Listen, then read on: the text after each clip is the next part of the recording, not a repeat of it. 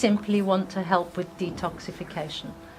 So place your thumb, your left thumb, on the ileocecal valve. Hook into the ileocecal valve to allow the food to come through the small intestines into the large. Caterpillar walk up the ascending colon. Continue across the transverse.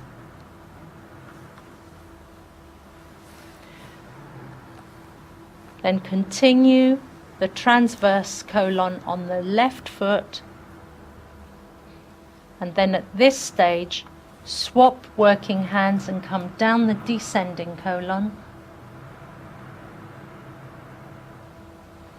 and back up the sigmoid. I would perform this at least twice. So ileocecal valve, ascending colon, transverse colon. Continue on the other foot. Make sure you're very precise with the location of the colon. Down the descending and up by the sigmoid. If your client suffers from constipation or really sluggish digestion, I suggest you go back and work the corners of the colon to allow any trapped waste to move around the body. And the same with the end of the transverse, and especially the last part of the sigmoid colon, which is the area of the colon that would remove the wastes.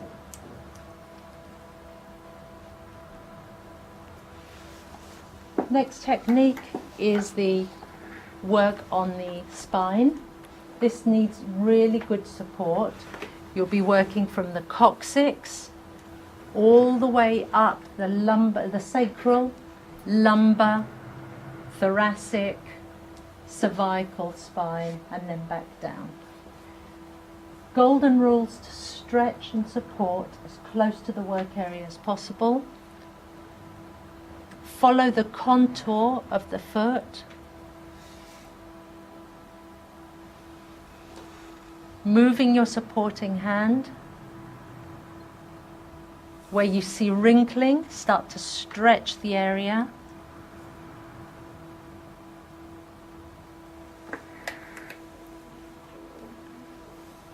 Should be one long, non-interrupted movement. Then move your supporting hand and come back down with your left hand. Moving your supporting hand.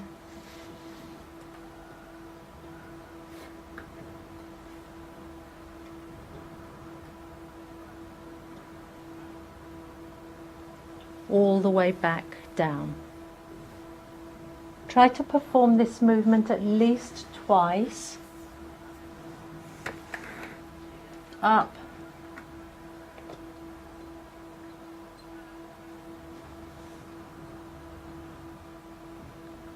Keep looking up at your client.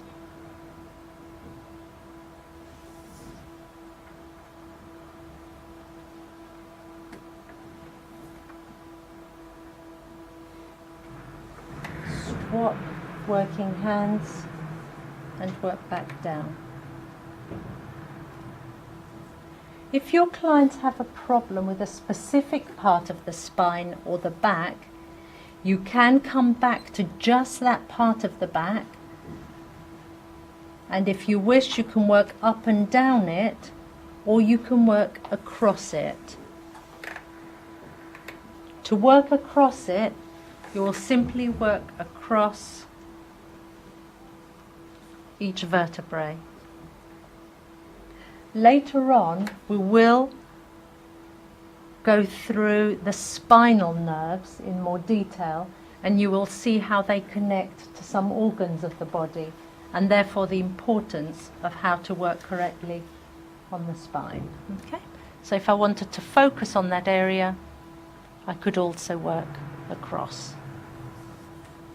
Once I've completed the routine on the spine of the right foot, I'll reveal the left foot and I would do the same. Supporting, I'm just going to demonstrate once on this side so you can see how important the support is. Starting from the coccyx,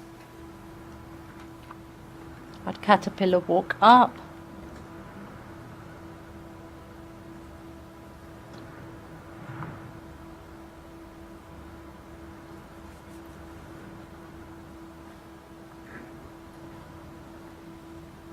stretching the area right to the top of the head. Then I would swap supporting hands, stretch the area and work down. You could possibly see that I'm not gliding too well here because I do need more talcum powder.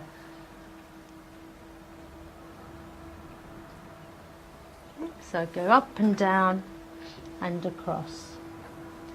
The next part of the treatment is to do the top of the foot. So whilst I'm on the client's left foot, I would generally continue to do the front of the client's left foot and then the right. At this stage, you may need to raise your stool a little bit so that you have a better access to the front of the foot and that your posture remains good throughout the treatment. Again, more talcum powder needs to be applied. The front of the foot is quite fast compared to the sole of the foot. So we're going to need to stretch the toes towards us. Doesn't matter whether you start from the outside or the inside. And using 2 fingers, you will caterpillar walk from the root of the toes down to the lymph groin fallopian tube area.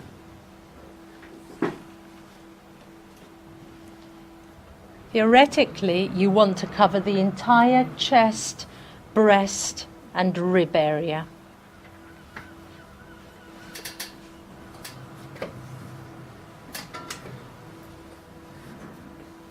Work between the metatarsals.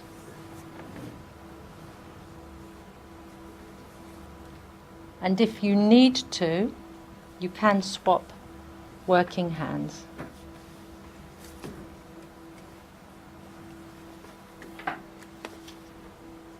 I suggest you come back and forth, so you cover the area coming one direction, then back to your starting position.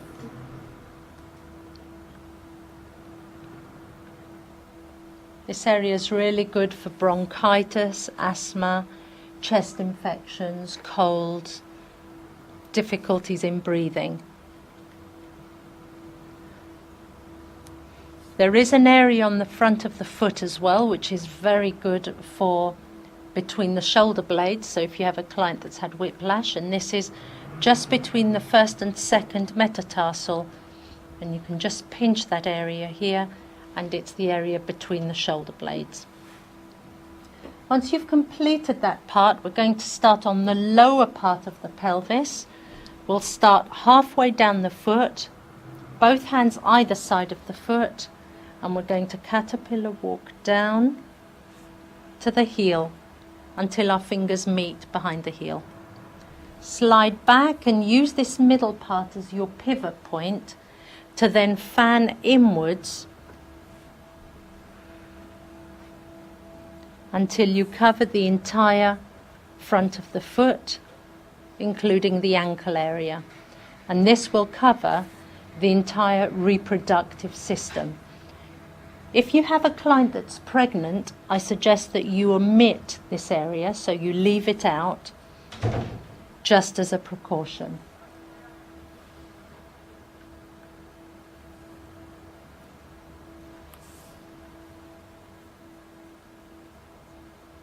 So this will cover the whole of the reproductive areas. This is a very good area to work on if you have a client with very irregular menstruation, absence of menstruation, or any hormonal problems.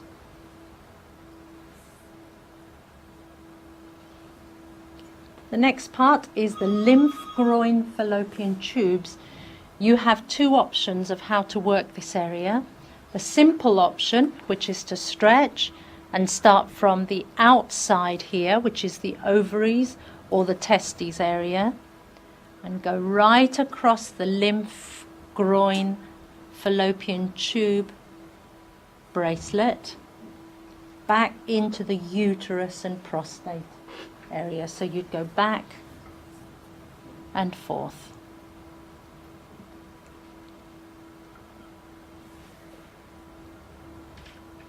This is the first technique. If you want to be a little bit more extravagant with it, you could do the second, a little bit more difficult technique.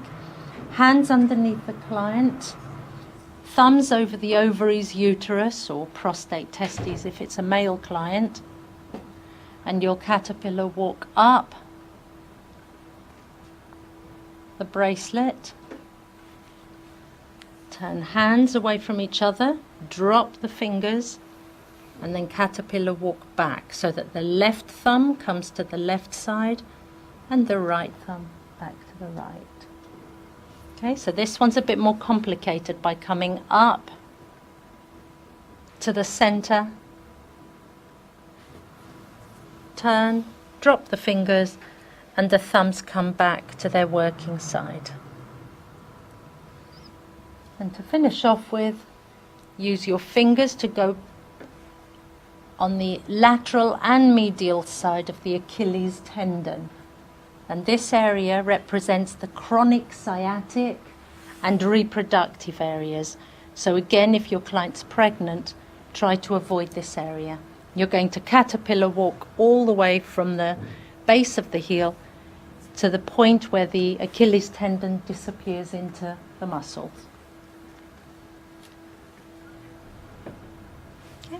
Once completed, you would cover the client's leg, you would go on to the client's right leg and foot, and you would start your massage. You don't need to remove the talcum powder with anything. Personally, I'd just give it a bit of a wipe. Bring the massage oil to you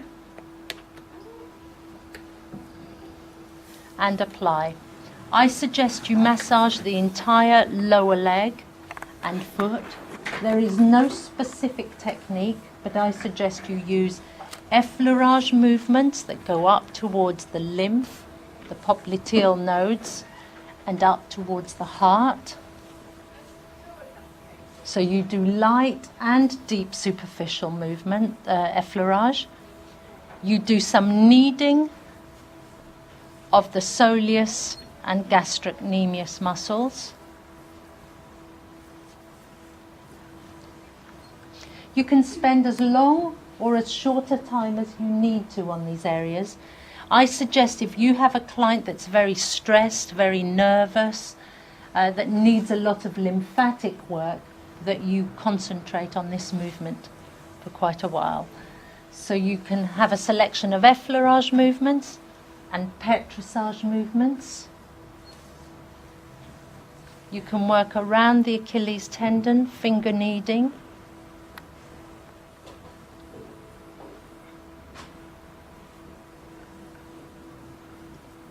Can work over the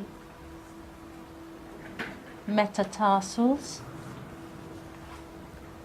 and often around the heels as well, because this is where you get very dry skin.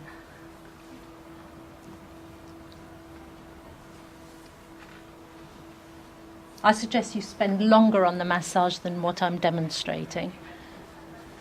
Some nice thumb kneading on the sole of the foot. If your thumbs are tired at this stage, you can also use your knuckles.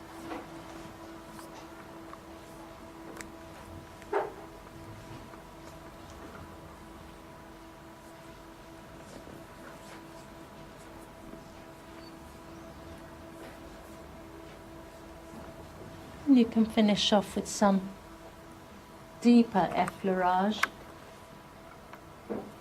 of the foot and of the leg. Assuming you have completed a massage on both legs and feet, so I'm assuming I've already completed massage on the left as well as the right, I would grasp both feet at the end and legs, and I would finish off with some nice stroking both of the legs just to balance, and then I would do a little bit of zone work. So freeing the zones from zone number 5, which is coming up, and for the first time you lose contact with the client, shake off all the negative energies and start again. So you work on zone 5, 4, 3,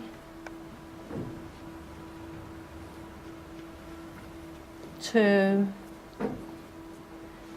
and 1. And when you've worked on zone 1 and you come off, place the palms of your hands into the sole of the feet, press,